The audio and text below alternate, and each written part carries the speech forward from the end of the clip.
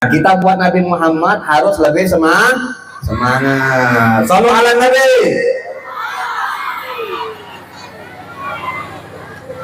Lagi ulangi. Assalamualaikum warahmatullahi wabarakatuh.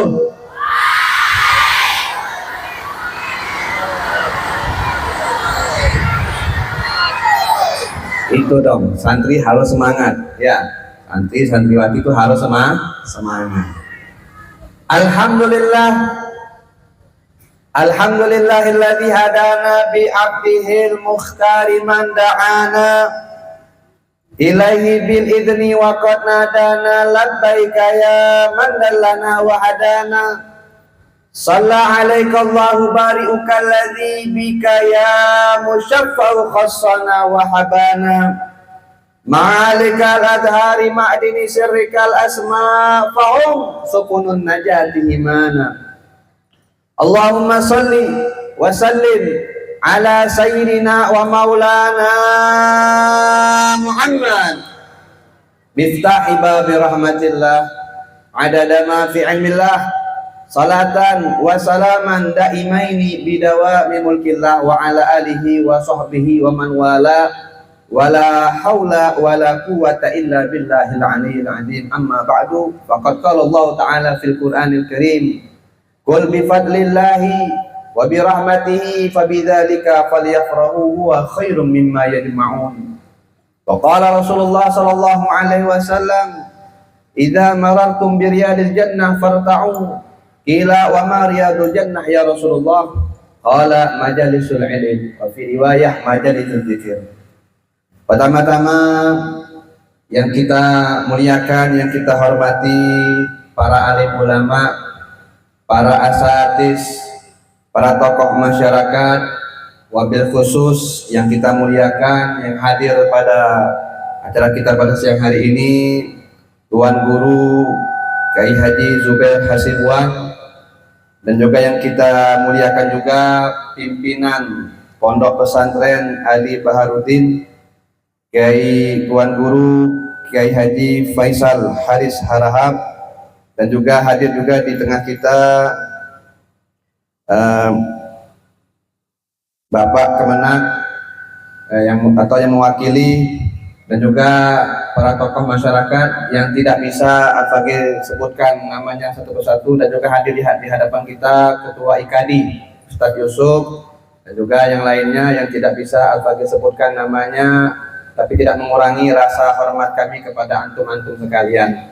Kemudian yang kita hormati para tamu undangan, para santri-santriwati Pondok Pesantren Ali Baharudin yang hadir pada acara kita perayaan memperingati Maulid Nabi Muhammad SAW. Mudah-mudahan kita berdoa kepada Allah Subhanahu wa taala melalui acara ini, mudah-mudahan barokah kita mengadakan Maulid Nabi ini, Allah mudahkan segala urusan kita.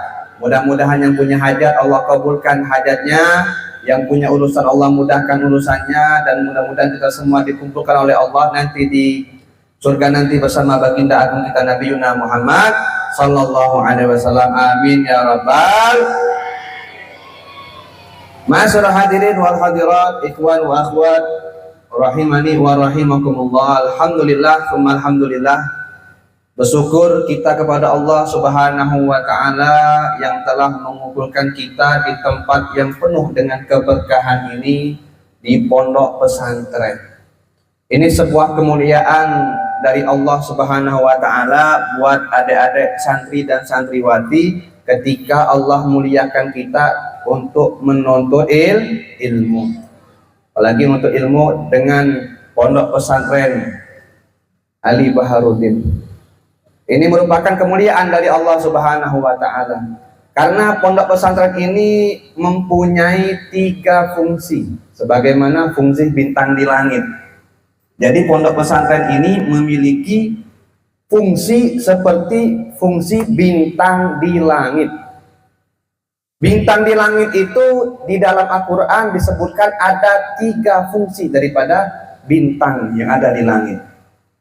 Yang pertama, fungsi bintang di langit sebagaimana Allah Subhanahu wa taala menyebutkan dalam Al-Qur'an, inna zayyana samaa bizinatil kawakib.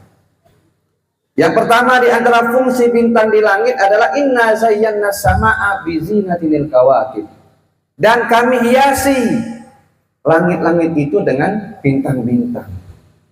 Jadi fungsi bintang di langit ini sebagai penghias langit. Kalau langit, ya kalau malam hari, kalau nggak ada bintang itu gelap, mencekam, serem. Nah begitu juga pondok pesantren. Pondok pesantren ini itu sama fungsinya seperti bintang di langit, sebagai penghias di suatu tempat. Ketika di suatu daerah banyak pondok pesantrennya, maka semakin terang tempat tersebut. Semakin banyak pondok pesantrennya, semakin indah tempat tersebut. Begitu juga sebaliknya, kalau di suatu daerah sedikit pondok pesantrennya, sedikit majelis taklimnya, maka tempat tersebut menjadi gelap.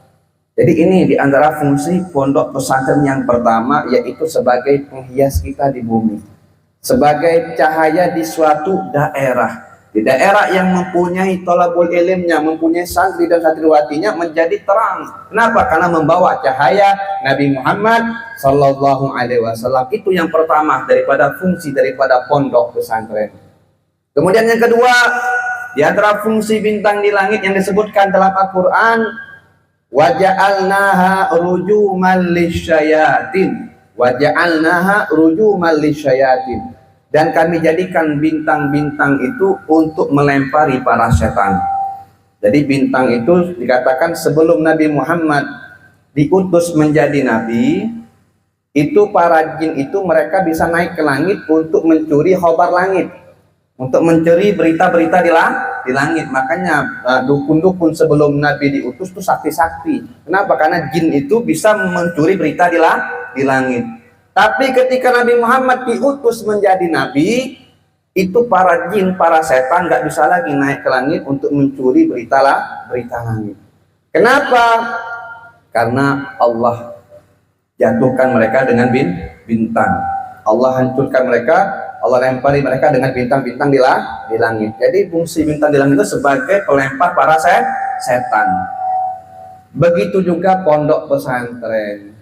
Pondok pesantren ini di antara fungsinya itu untuk melempar sifat setan yang ada pada diri kita. Ya.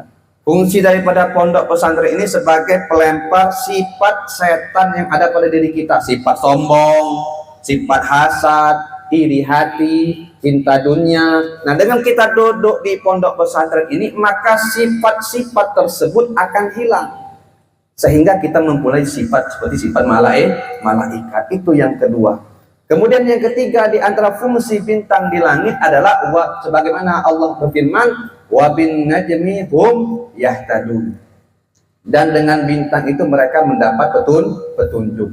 Jadi para nelayan dulu, mereka kalau mau berlayar, mau tahu arah utara, arah selatan, arah barat, mau kemana, mereka melihat bintang. Oh, ini bintang ini berarti arahnya sini. Oh, kadang mereka ada badai, melihat dari bintang. Dan itu di antara fungsi bintang itu untuk menunjukkan daripada arah. Nah, begitu juga pondok pesantren.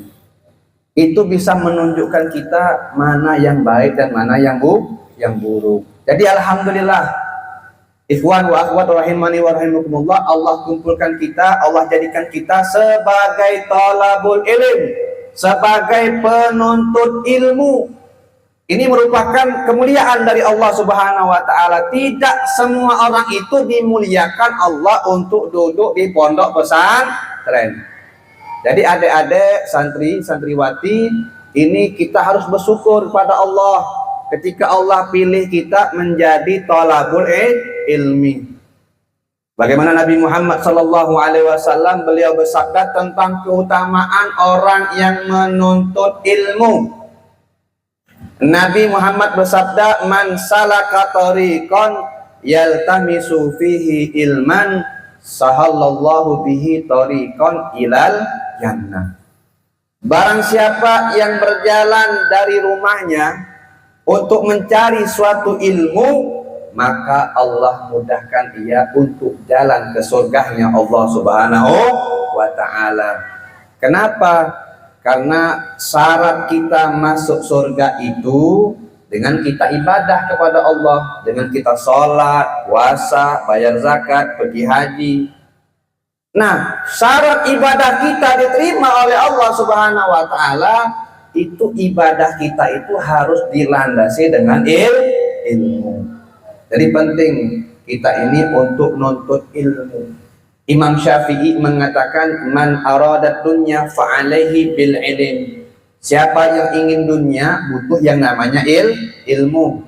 Kita pengen menjadi arsitek butuh ilmu, pengen jadi dokter butuh ilmu, pengen jadi pengusaha ada ilmunya. Kalau dokter nggak belajar bahaya, pasiennya bisa mati. Ya, jadi yang ilmu dunia butuh ilmu. Sebagaimana dunia butuh ilmu, begitu juga akhirat. Wa man aradal akhirah fa'alaihi bil ilm. Siapa yang pengen akhirat, pengen dapat ridhonya Allah, maka butuh yang namanya ilmu. Sehingga dikatakan Allah pernah menawarkan kepada Nabi Sulaiman. Allah tawarkan dengan 3 pilihan kepada Nabi Sulaiman. Yang pertama, Allah suruh pilih nih pada Nabi Sulaiman, wahai Sulaiman, pilih antara 3 ini.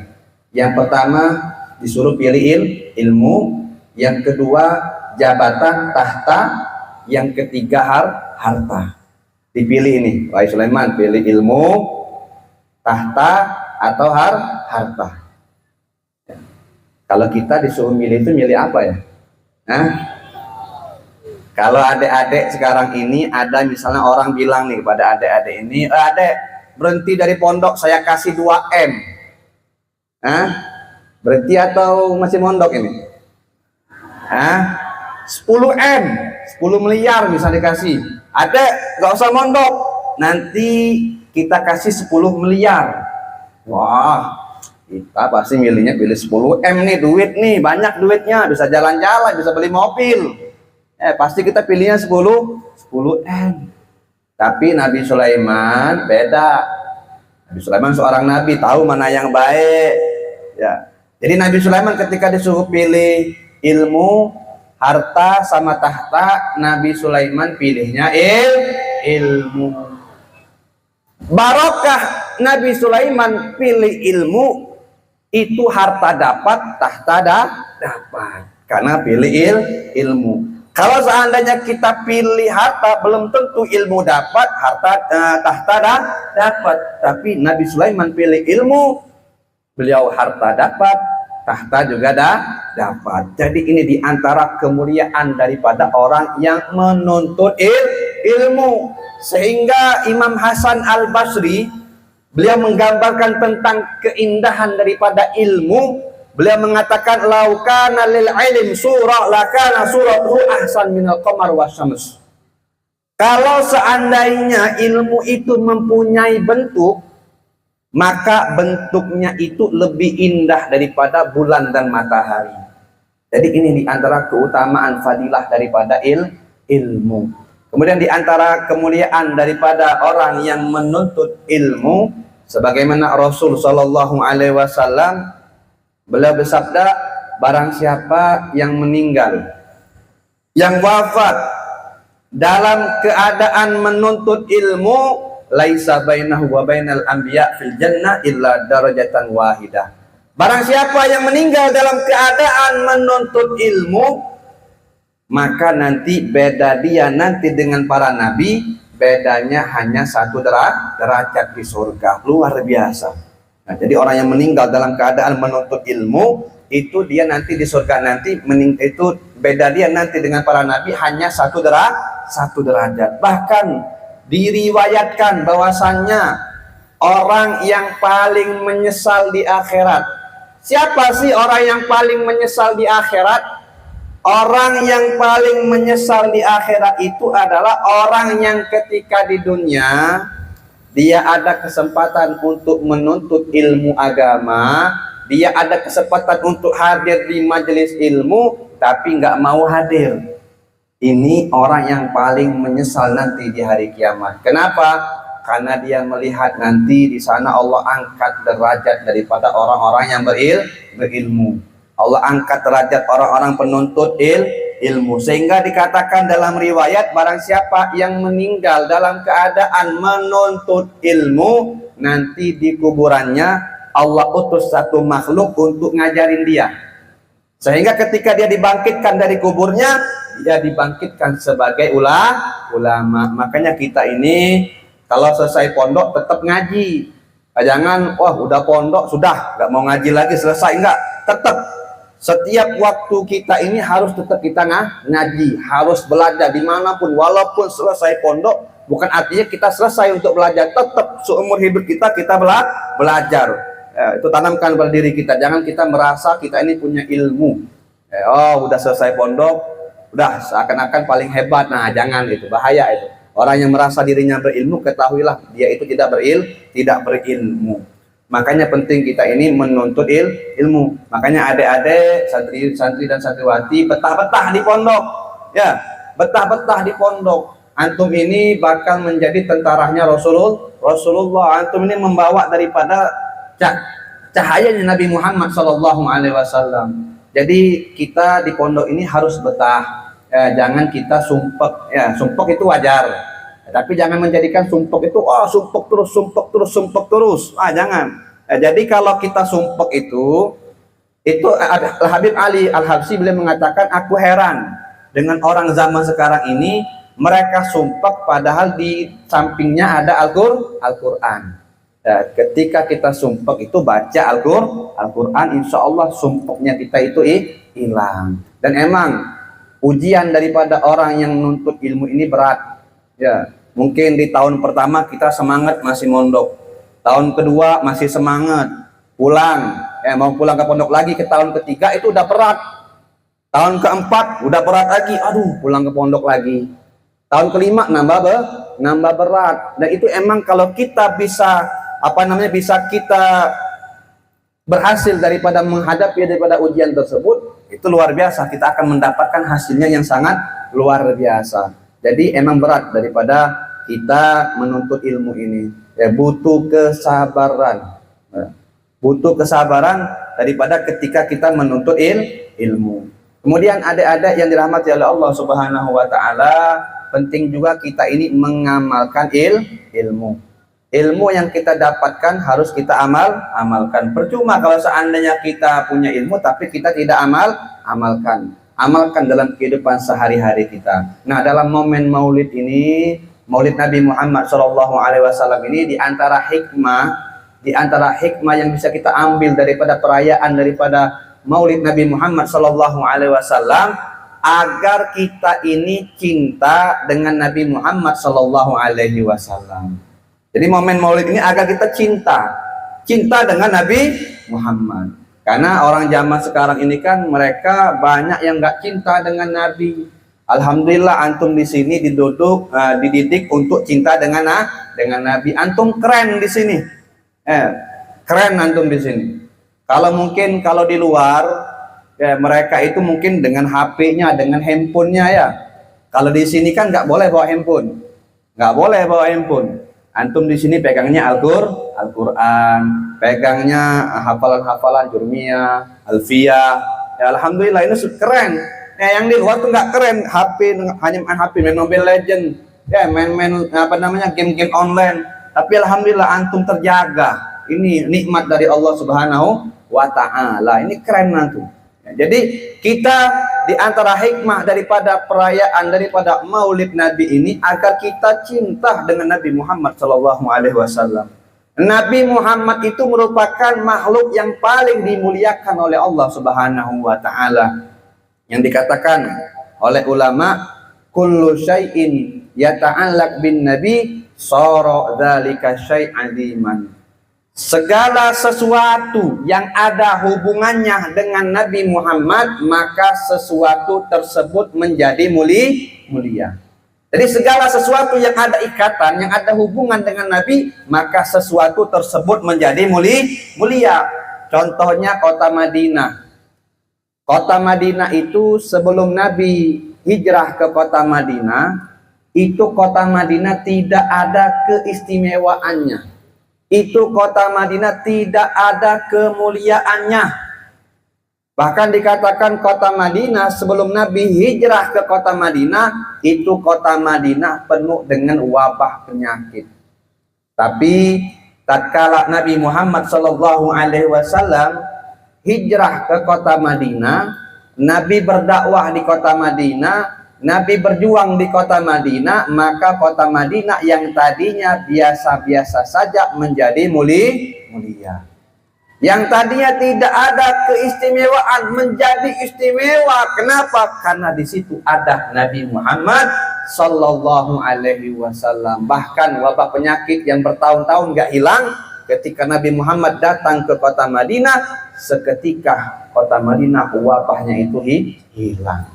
Itu kenapa? Karena ada hubungan dengan Nabi Muhammad. Bahkan dikatakan ikhwan wa akhwat, dikatakan bahwasannya sendalnya Rasulullah, sendalnya Nabi Muhammad Sallallahu Alaihi Wasallam itu lebih mulia, lebih agung daripada malaikat Jibril. Bayangkan, sendal yang diinjak oleh Nabi, sendal yang diinjak oleh Nabi itu lebih agung, lebih mulia daripada malaikat Jibril. Kita ketahui malaikat Jibril ini pemimpinnya para malaikat.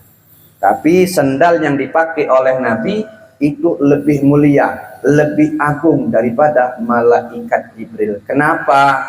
Karena sendal Nabi pernah ikut dengan Nabi ketika peristiwa Isra wal Mi'raj, berjumpa dengan Allah. Sedangkan malaikat Jibril di langit keberapa enggak sanggup untuk menemani Nabi. Sehingga ulama mengatakan sendalnya Nabi lebih agung, lebih mulia daripada malaikat Jibril. Sehingga ada sahabat Nabi yang bernama Abdullah bin Mas'ud. Sahabat Nabi yang bernama Abdullah bin Mas'ud ini tukang pembawa sendalnya Nabi. Abdullah bin Mas'ud ini membawa sendalnya Rasulullah Shallallahu Alaihi Wasallam. Itu Abdullah bin Mas'ud ketika membawa sendal Nabi, itu beliau memakai pakaian yang paling bagus dan memakai wangian yang paling wangi.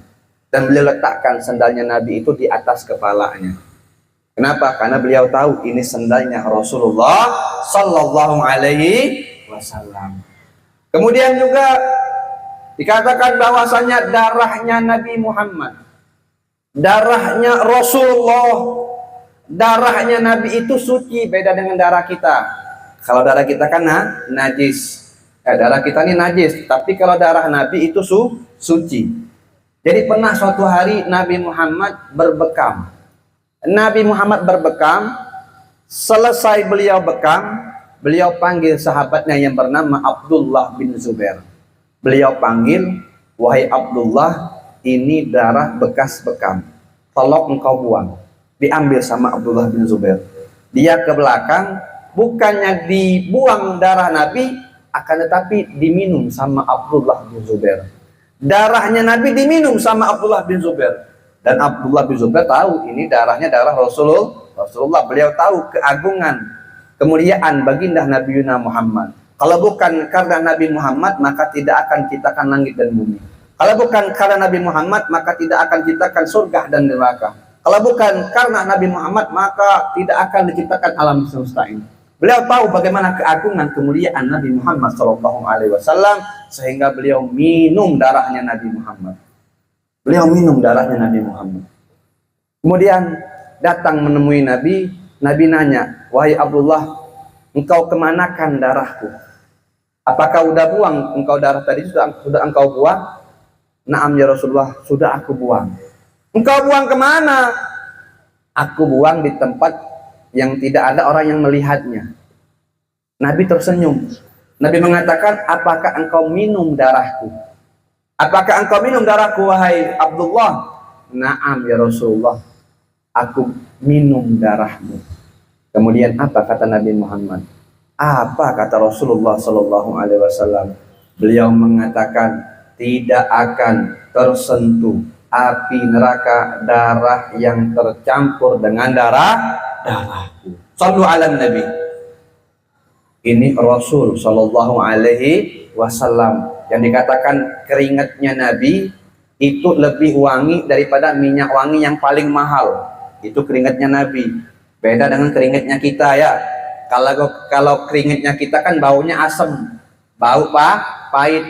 Tapi keringatnya Nabi, bayangin, keringatnya Nabi itu lebih wangi daripada minyak wangi yang paling mahal. Sehingga Ummu Sulaim, ibu daripada Anas bin Malik, ketika Nabi Muhammad tidur, Nabi Muhammad keringetan.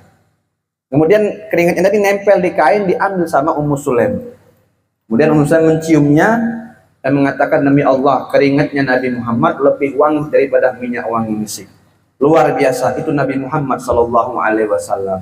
Jadi kullu syai', segala sesuatu yang ada ikatan, yang ada hubungan dengan Nabi Muhammad sallallahu alaihi wasallam, maka sesuatu tersebut menjadi mulia. Apapun yang ada ikatan dengan Nabi menjadi mulia. Kita ini, kenapa kita dijadikan sebaik-baiknya umat? Karena Nabi Muhammad. Jadi segala hal yang ada ikatan dengan Nabi menjadi mulia. Nah, begitu juga hati yang terhubung dengan Nabi Muhammad. Hati yang mempunyai ikatan dengan Nabi Muhammad, maka hati tersebut akan menjadi mulia. Seseorang yang mempunyai hubungan dengan Nabi Muhammad, seseorang yang mempunyai ikatan batin dengan Nabi Muhammad, maka orang itu menjadi mulia. Orang itu dimuliakan oleh Allah Subhanahu wa ta'ala. Makanya penting adik-adik, santri dan santriwati, agar kita ikatkan hati kita ini dengan Nabi Muhammad sallallahu alaihi wasallam. Kita cintai Nabi Muhammad sallallahu alaihi wasallam. Pernah di zaman Nabi ada seorang perdalaman, seorang badui datang bertanya dengan Nabi, "Ya Rasulullah, mata sa'ah? Ya Rasulullah, kapan terjadinya hari kiamat?" Maka Nabi balik nanya. Ini pertanyaannya serem. Nanya kapan hari kiamat. Ya Rasulullah, kapan terjadinya hari kiamat? Kemudian Nabi mengatakan, ma'adatalaha. Apa yang engkau persiapkan untuk menghadapi hari itu? Kemudian ini orang Badui ini mengatakan, wallahi ya Rasulullah, ma'adatulaha min kathirin shalah wala siyam wala sadaqah illa anni uhibbullaha wa rasulah. Demi Allah ya Rasulullah, aku tidak mempersiapkannya dengan memperbanyak puasa sunnah, atau dengan memperbanyak salat sunnah, atau dengan memperbanyak sedekah. Tapi modalku cuma satu. Aku cinta kepada Allah dan aku cinta kepadamu. Kemudian apa kata Nabi? Beliau mengatakan, almar'u ma'aman ahab. Seseorang itu nanti di hari kiamat akan dikumpulkan bersama orang yang ia cintai. Kalau kita cinta di dunia ini dengan para nabi, kita cinta dengan para rasul, kita cinta dengan para waliullah, para ulama, kiai, tuan guru, insya Allah nanti di hari kiamat kita akan dikumpulkan di barisan mereka. Tapi waliyadzubillah, kalau seandainya di dunia ini kita cinta dengan artis, dengan orang yang tidak pernah sujud kepada Allah, ditakutkan nanti kita di sana akan dikumpulkan bersama mereka di neraka. Waliyadzubillah. Karena adik-adik, karena di zaman kita sekarang ini berapa banyak orang yang tidak lagi mengidolakan Nabi. Mereka lebih mengidolakan artis ketimbang Nabi. Mereka lebih mengidolakan pemain sepak bola ketimbang Nabi Muhammad. Mereka lebih mengidolakan artis Korea yang nggak pernah sujud kepada Allah ketimbang Nabi Muhammad. Padahal yang bakal memberikan syafaat nanti di hari kiamat, yang akan menyelamatkan mereka di hari kiamat adalah Nabi Muhammad. Buktinya gimana? Kalau kita tanya kepada mereka siapa ayah Nabi, mereka tidak tahu. Siapa nama ibunda Nabi, bagaimana Nabi Muhammad, kehidupan Nabi Muhammad, bagaimana akhlaknya Rasulullah, kapan Nabi Muhammad wafat, tidak tahu. Tapi ketika kita tanya kepada mereka tentang biografi pemain sepak bola, artis Korea, tahu luar biasa. Ini menunjukkan bahwasanya mereka tidak lagi mengidolakan baginda Nabi Muhammad. Makanya adik-adik tanamkan di hati kita rasa cinta, rasa rindu dengan Nabi Muhammad. Karena orang yang mempunyai rasa cinta, rasa rindu dengan Nabi Muhammad itu menjadi mulia. Kalau kita ingin mimpi dengan Nabi Muhammad, kita pengen mimpi dengan Nabi Muhammad, kita di hati kita itu harus ingat terus dengan Nabi Muhammad. Harus rindu dengan Nabi Muhammad sallallahu alaihi wasallam. Sehingga suatu hari ada santri nanya kepada gurunya, "Wahai guruku, tolong ajarkan aku agar aku bisa bermimpi berjumpa dengan Nabi Muhammad." Adik-adik pengen mimpi Nabi nggak? Hah? Sebuah kemuliaan, sebuah kenikmatan ketika kita mimpi Rasulullah. Ya. Ini dikatakan oleh orang dulu bahwasanya aib bagi penuntut ilmu kalau 40 hari nggak pernah mimpi Nabi. Ya, ada seorang ulama mengatakan sebuah aib bagi penuntut ilmu kalau seandainya 40 hari dia nggak mimpi Nabi. Jadi dia ada nanya, nih ada seorang murid nanya kepada gurunya, "Wahai guruku, ajarkan aku agar aku mimpi dengan Nabi." Oke, kata gurunya. Kemudian gurunya ngasih dia nasi sama ikan asin. Dia kasih nasi sama ikan asin. Ini habiskan nih nasi sama ikan asin. Ya, dimakan sama santri ini.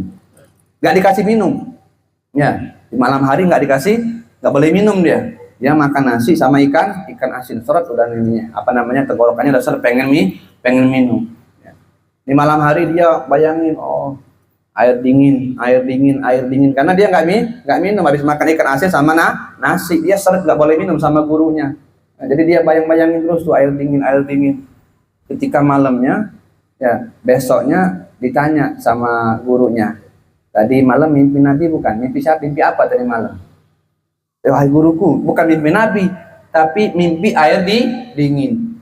Mimpi minum air dingin." Nah, begitulah kata gurunya, kalau engkau ingin mimpi Nabi, kau ingat-ingat terus Nabi Muhammad. Kau tanamkan dirimu itu cinta dengan Nabi Muhammad, rindu dengan Nabi Muhammad. Semakin ingat engkau dengan Nabi Muhammad, semakin besar peluang engkau untuk bermimpi dengan Nabi Muhammad.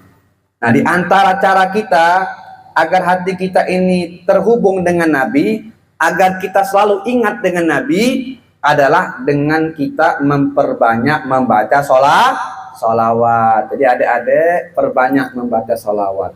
Nah, karena kalau kita pengen mimpi Nabi, perbanyak membaca sholawat. Karena semakin banyak orang berselawat dengan Nabi, semakin dekat nanti dengan Nabi di hari kiamat. Sebagaimana hadis dikatakan, "Aqrabun nasi ilayya yaumal qiyamah aktsaruhum alayya sholatan." Orang yang paling dekat nanti padaku di hari kiamat adalah orang yang paling banyak membaca sholawat kepadaku. Orang yang paling dekat dengan Nabi nanti di hari kiamat, orang yang paling banyak membaca sholawat. Kalau kita di dunia ini dekat dengan orang besar, sebuah kemuliaan, sebuah kebanggaan.